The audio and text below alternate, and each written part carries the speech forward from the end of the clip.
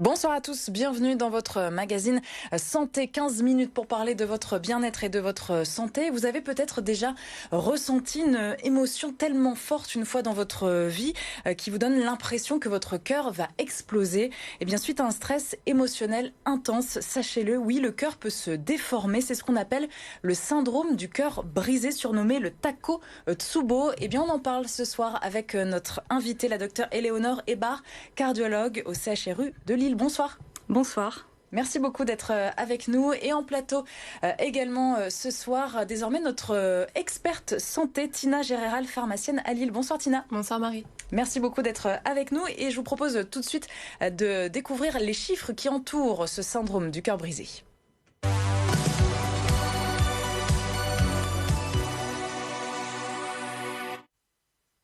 1400 patients sont concernés par an en France, 4 fois plus de cas depuis l'apparition du Covid-19. Ça, c'est un chiffre assez intéressant. 9 femmes touchées pour un homme. Et autre statistique, les femmes ménopausées de plus de 50 ans sont les plus touchées. Alors, docteur, pour commencer, le plus simplement du monde, est-ce qu'on peut revenir sur ce syndrome du cœur brisé en deux mots? De quoi s'agit-il ? Alors, en deux mots, le syndrome du Takotsubo ou cardiomyopathie de stress est une paralysie aiguë du cœur, une sidération du muscle cardiaque suite à un choc émotionnel et qui va mimer les symptômes de l'infarctus du myocarde. Mais juste mimer? Oui, juste mimer.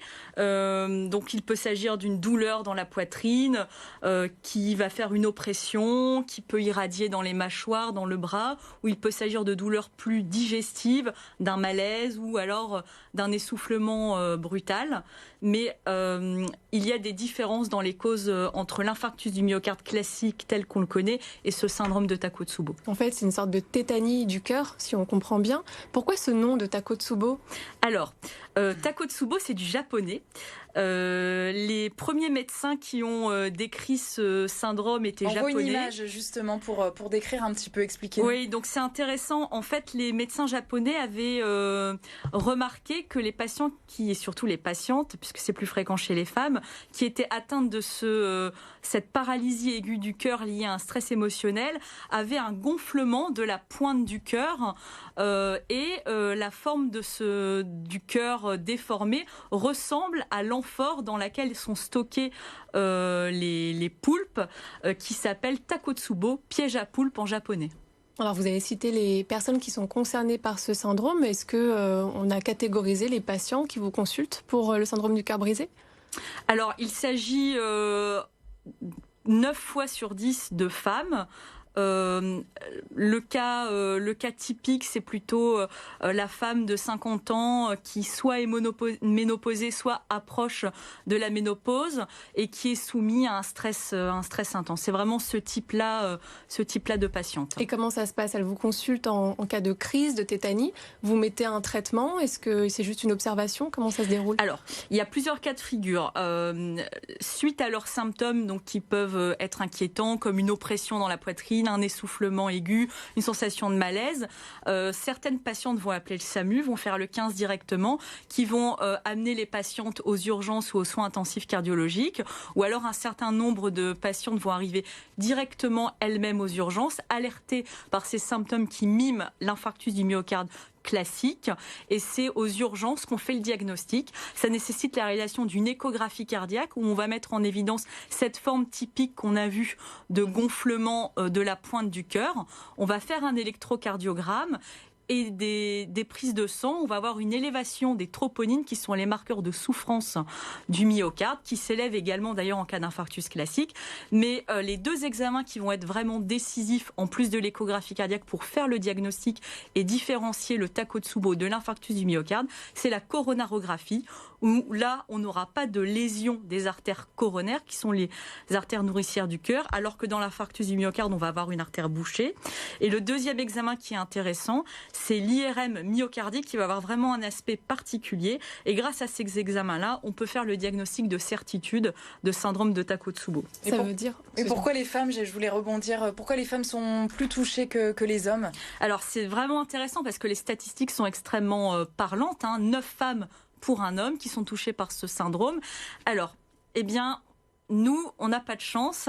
Les femmes sont beaucoup plus sensibles aux effets des hormones du stress. Qu'est-ce qui va se passer? Quand on va avoir un choc émotionnel, on va avoir une libération importante des hormones du stress, comme les catécholamines, et les femmes vont avoir un peu plus de récepteurs de sensibilité à ces hormones du stress au niveau de la pointe du cœur, ce qui va augmenter la sensibilité du cœur à réagir au stress, à augmenter la pression artérielle. C'est prouvé, les femmes sont plus touchées. À avoir cette déformation et aussi à provoquer une fermeture des petites artères du cœur, de la microcirculation, alors que les artères des hommes vont être beaucoup moins sensibles à ce stress et c'est prouvé dans des modèles expérimentaux, effectivement.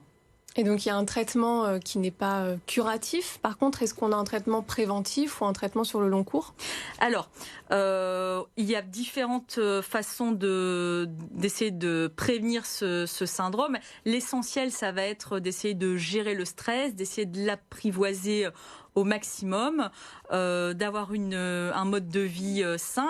Après, il existe un traitement. Les patientes vont être hospitalisées pendant quelques jours, puisque en phase aiguë, il y a un risque de trouble du rythme, un risque de décompensation cardiaque et d'œdème pulmonaire. Donc, c'est très sérieux. En phase aiguë, c'est quasiment aussi grave qu'un infarctus du myocarde classique. Et il y a des médicaments. Ce sont essentiellement des médicaments de l'insuffisance cardiaque, comme les inhibiteurs de l'enzyme de conversion ou les bêta-bloquants. Parfois, un peu d'aspirine pour fluidifier le sang. Alors, on peut en mourir ou pas de ce syndrome? Alors oui, en phase aiguë, c'est assez rare, mais dans les premiers jours suivant de ce syndrome, effectivement, il existe une surmortalité, un risque de mort subite, essentiellement par œdème pulmonaire, mais également par trouble du rythme cardiaque. Mais la bonne nouvelle, c'est qu'en général, en quelques jours, en quelques semaines, le cœur va récupérer et on n'aura plus ce risque de complications. Et donc, on évoquait 4 fois plus de cas depuis le début de la Covid, depuis presque un an. Comment on l'explique? Quel est le rapport? Alors, c'est l'étude américaine, en fait, qui est parue cet été dans le JAMA. 4,5 fois plus de nouveaux cas de Takotsubo pendant la période du confinement. On explique ça essentiellement par l'augmentation importante du stress, l'augmentation des facteurs de risque psychosociaux, l'isolement, les problèmes financiers. Donc c'est vraiment lié à l'émotion, encore une fois. Exactement. Le déclencheur du syndrome de Takotsubo, c'est le choc émotionnel. Qu'il soit négatif ou positif. Syndrome du cœur heureux, on en parle aussi. Tout à fait. Dans la plupart des cas, c'est suite à un événement stressant plutôt péjoratif, mais effectivement, un choc émotionnel heureux, c'est le Happy Heart Syndrome, peut effectivement provoquer ce type de syndrome de cardiomyopathie de stress. C'est plus rare, mais vous avez ça des existe. Exemples ici à Lille, vous, dans vos patients? Oui, effectivement. Alors, c'était il y a 1 an et demi. C'est une dame que j'avais pris en charge en garde, une dame de 70 ans, et elle a présenté donc tous les symptômes de la cardiomyopathie de stress, vraiment l'ensemble des symptômes typiques. Et en fait, c'était c'était après avoir regardé une émission de télévision où son petit-fils avait remporté une grosse somme d'argent. Ah oui. Et là, elle a été touchée par ce syndrome de Takotsubo. Heureusement, elle a récupéré et l'histoire se termine bien. Vous restez avec nous, docteur et Tina. On continue avec les questions des téléspectateurs.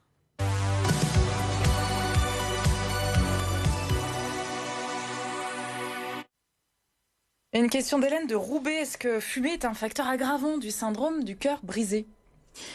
Alors oui, on peut dire que le tabac est un facteur aggravant du syndrome de Takotsubo, puisque c'est un excitant et il peut favoriser le spasme des petites artères, notamment chez les femmes. Donc ce n'est pas un facteur de risque classique comme pour l'infarctus du myocarde, mais c'est un facteur aggravant puisqu'il peut avoir un effet défavorable en tant qu'excitant et favoriser la fermeture des petites artères. Donc oui. Donc ne fumez pas. Oui, c'est le message quand même à faire passer. Autre question, Ismaël de Béthune. J'ai souvent des palpitations en cas de stress, parfois intense. À quel moment dois-je consulter? En gros, dès qu'on a des symptômes, est-ce qu'il faut aller voir son médecin?